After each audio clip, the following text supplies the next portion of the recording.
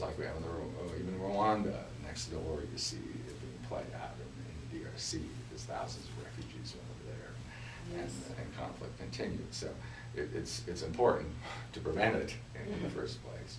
But as you say, justice done in a way that, of course, nobody ever likes to see one of their own prosecuted. But you look at Nuremberg, for instance, what we did with the Nazi leaders after the war. Many people, in Germany thought this was victor's justice.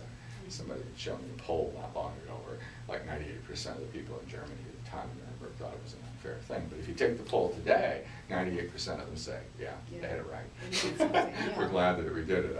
I was at Nuremberg for the 65th anniversary of the opening of the trial, and I was there with the German foreign minister and the Russian foreign minister, and we were celebrating the success of justice in the post-Nazi period. So that was kind of the one-off that we did in the past. But now, since the end of the Cold War, we're trying to carry this forward to more universal application, and hope that we can stop the crimes deterred in the first place and make it possible for people to live without the threat of genocide or other atrocities. Well, I'm sure that for us as Americans, it's hard to get your mind around this thing because we don't face that on an everyday basis, or we don't face that at all in the the way that people in other countries live with it. I mean, every day, every night they're living with something. And do you get a sense of, or is part of this to give people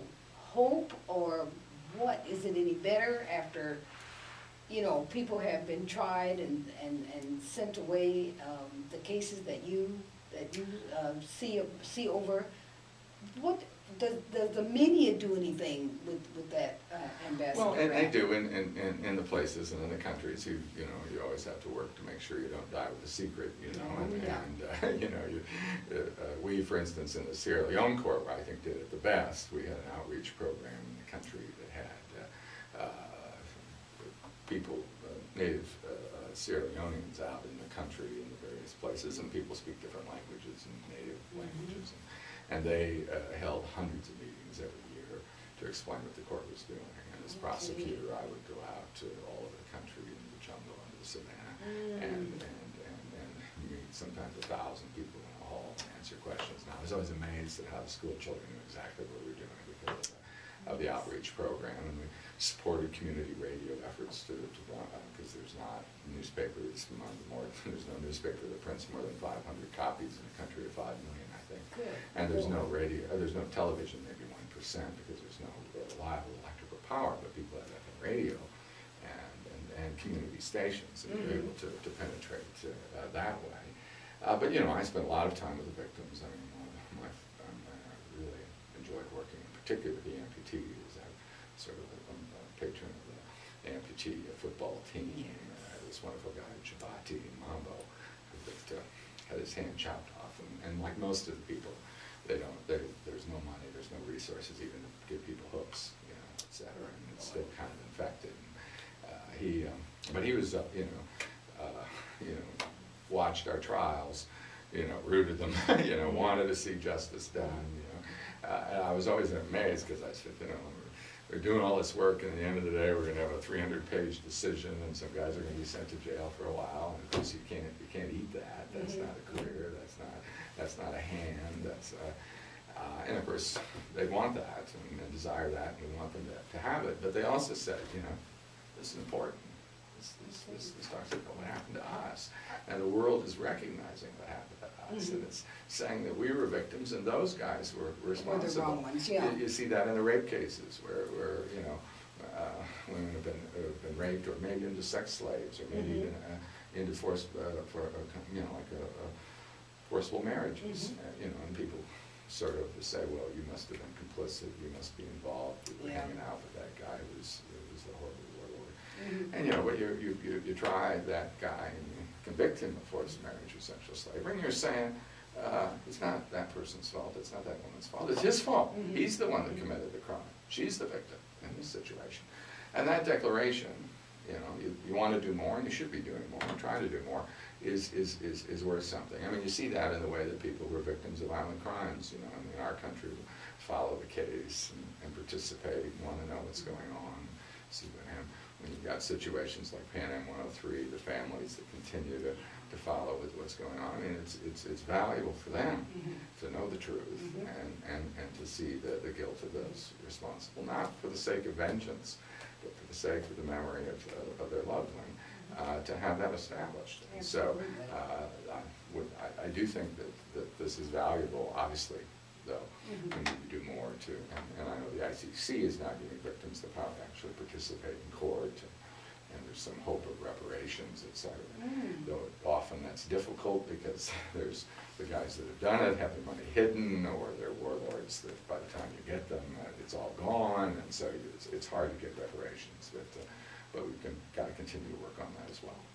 Well, I'm just fascinated by all of this, to think that you left us several years ago, and you've been on this journey, and it sounds like you're going to continue this journey. For sure. And last question for you. Yes. Do you know where you're going before you get there? I mean, 6 months down the road, do you know where you'll be, or they'll inform you when you get to Well, no, I mean, keep in mind, I'll know where I'll be where I'm needed, and I don't, the good thing about being an ambassador and one of the senior officers of the State Department and having the support of Secretary Clinton is, you know, I've got control of my own budget if I need to be in Bangladesh tomorrow, or Cambodia, or Serbia, or Rwanda, or the Congo. And I've been to the Congo 8 times. I've been, you know, as I say, I travel a great deal.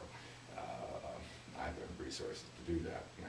When I get there, I don't have any money to spend on it, but I'm there to work with the governments and in Africa and elsewhere. I mean, you don't get anywhere by going alone. Where the United States, we can solve this problem alone. Right. No, Absolutely it's a matter. not. And that's why this job is a diplomatic job. Being a diplomat is kind of fun, you know, to be frank, sitting down with countries I can believe it. saying, you know, finding positive things and common ground, and then saying, can we get a little help on this, and we can help you on that, et cetera. And so you, it's something I enjoy, but it's something, you know, we really have to succeed at. And so it's stressful because you know, if you don't work hard enough, if you're not out there, if you're not pushing every day, every minute, every hour, you're not going to be able to do the job. Well, we can't thank you enough. We just appreciate so much that you've taken the time, and on another time, we're going to interview Dolly. She's been promising me for I don't know how long that we would do that. But at any rate, we hope that our listeners certainly have been encouraged by what they have heard. I hope that some of this information may empower them in their own lives, or at least this has opened up and given us a window, a close look that we've never had before. And so to Ambassador Steve Rapp, we want to say a special thank you to you, and may God bless and keep you wherever they send you around the globe. And next time you're home, we'll do this again. Okay, we'll do it. Thank you so very much. This is Lou Porter signing off for a special interview with Ambassador Steve